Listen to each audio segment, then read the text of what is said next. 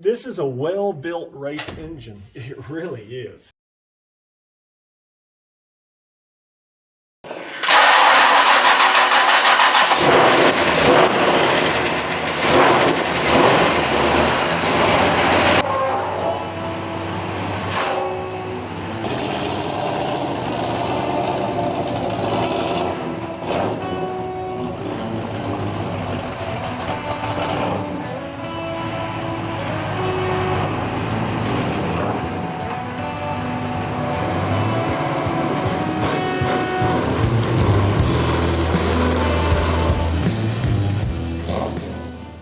So Ford Edsel designed this motor, and it was one of the very first mid-block. It's not big, but it's not small. It's considered a mid-block hot rod race engine. For this to be a Police Interceptor block, it is damn rare. These are Ford Edsel designed aluminum valve covers, one-off, custom made by hand. You can see the weld, and you can see how those beautiful cups are. Difficult to weld aluminum. This is truly a 1966 Police Interceptor, a Ford Edsel 428 Police Interceptor block, but built by Johnny Durham to run off modern gas. 428. This air cleaner I did refinish and had it painted in Ford blue. It came off of there was a couple of these. It was either like a Marauder, like a Mercury Marauder, or it may have come off of a Thunderbird, but something in the late 60s, you know, for that. And it just is a regular, it just uses a regular K&M air filter, so no big deal there. There's the MSD. Fuel injected throttle body.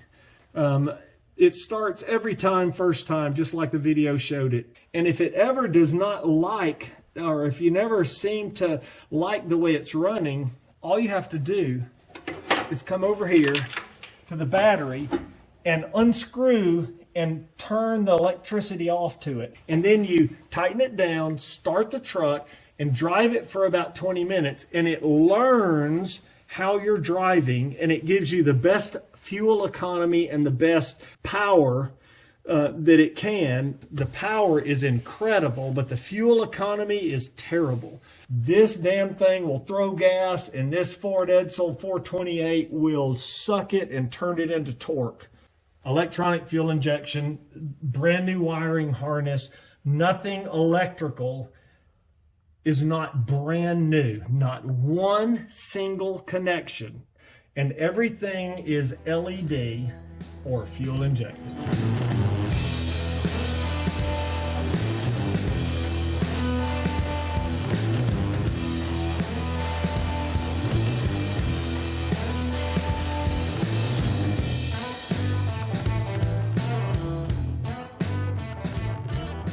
The only thing that I did not improve on or replace was the front grille, stamped aluminum, and you can look at it.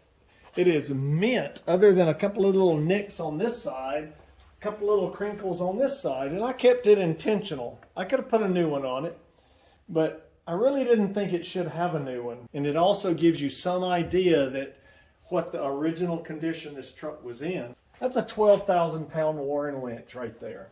It came off of an electrical utility truck out of North Carolina.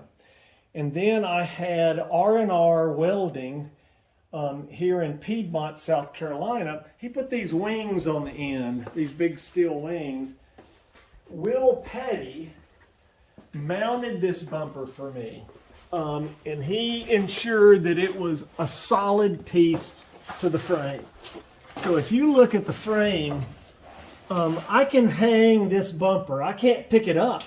It would take two people to pick this 12,000 pound bumper up, but it is an integral part of the frame. Just to show, there is nothing under this vehicle that is not brand new.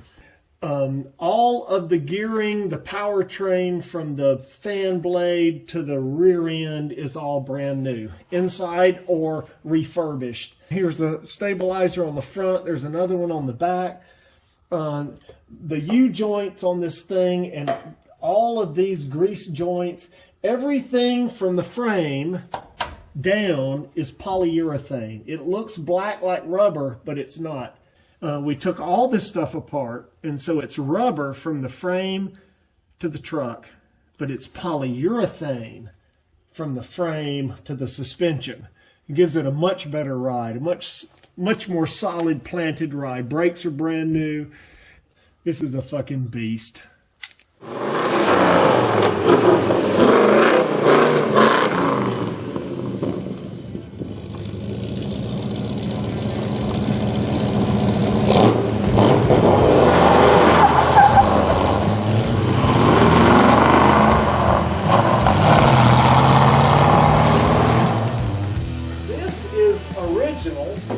From Ford, and I used Australian timber oil to finish these oak planks back here.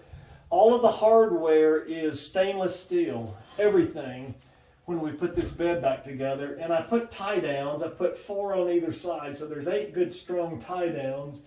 And then Will Petty of Blue Arc Welding and Metals built this rack for me. This is a adventure rack.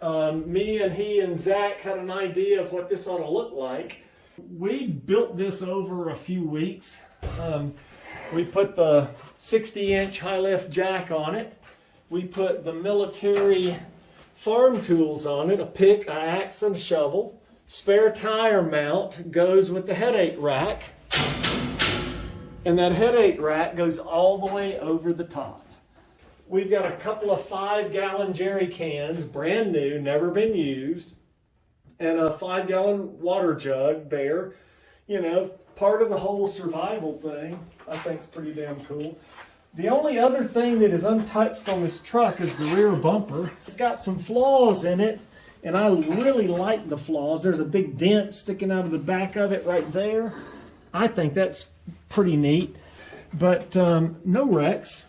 We also put a modern hitch under this that encapsulates the frame exactly like the front bumper.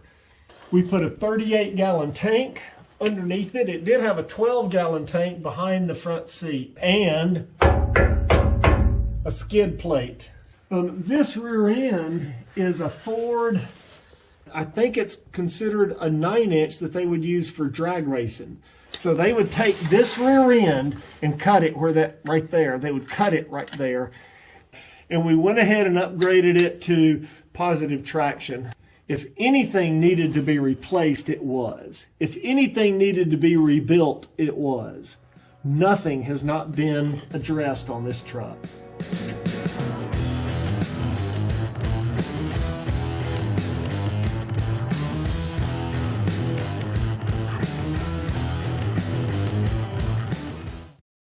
One thing we should probably mention is these are not stock tires.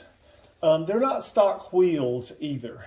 The stock wheels and tires are super narrow, but these are only a 1/2 inch taller than stock. And while we're talking about wheels and tires, let me show you this. These are the original. There's 2 front hubcaps, 2 rear hubcaps. So these are another set of OEM mint condition. Look at this. Look at that. Is that not mint? They don't even have a fingerprint on them. Try to find a set of those. And they fit this truck. They're OEM. These are typically $165, $175 each. These hubs are stainless steel. So all of that gearing in there is stainless steel, and this guy literally fits right over the top of it. They're cool collectibles. So you can't see out of this truck. So we put 18-wheelers on it. The original was one about big as my hand that was like right here. And it just didn't work. So I put these on it. They are not stock, but I did it.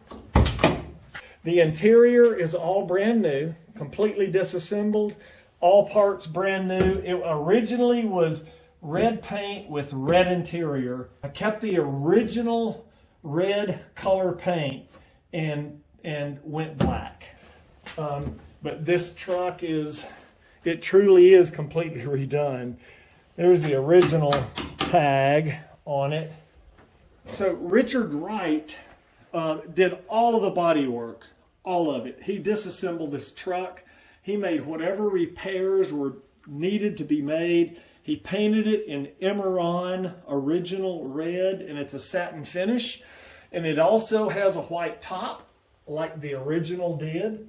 The interior is insulated for sound, deadening, and heat. It has a modern dash. It's not the original dash. That's an original inside, but we laminated it on the outside with fiberglass. You know, see, the black makes all the difference in the world. The steering is a modern tilt steering. Gas tank used to be back there, but what we did made it a storage space. Oh, here we go. Look, TMI seats, custom out of California, TMI. This is a 4-wheel drive original granny truck. So also with this old truck, you know, it went through a lot of phases, and I found these. You know, who knows where they came from. But I found these, and they are Ford FE. So Ford Edsel 428. So these are powder coated in a pale blue with a, you know, a new water seal around it. This is the correct air filter for this thing, and these are like mint condition. They go with the truck. They can be refinished, whatever. And also this old Cobra Le Mans Ford Edsel, and it's complete. See the side over here? Yeah, you can see the side. So it is a complete air cleaner. It's got the bottom on it, and it's got an air cleaner in it, as a matter of fact. So it's not just the top cover. So it's a positive traction, short wheelbase, 4-wheel drive Ford, 1976 with fuel injection. Beautiful little motor. Lots of horsepower.